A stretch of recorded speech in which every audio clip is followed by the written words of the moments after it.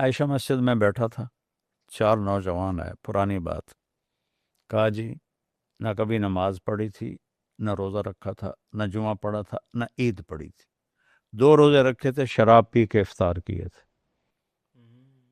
اور ہمیں یقین تھا ہم دوستی ہیں، لہذا جو مزے کرنے ہم نے یہیں کرنے ہیں۔ ایک دفعہ گاڑی میں ہم چاروں دوست اکٹھے تھے، تو ہمارا ایک 5واں دوست بیٹھا، انہوں نے کہا یار کیسٹ تو سن لو، کیسٹ کا زمانہ،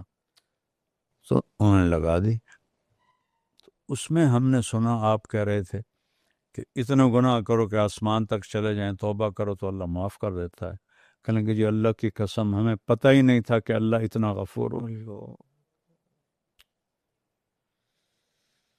اس دن ہم نے توبہ کی، اس کے بعد سے آج تک نہ نماز چھوڑی ہے،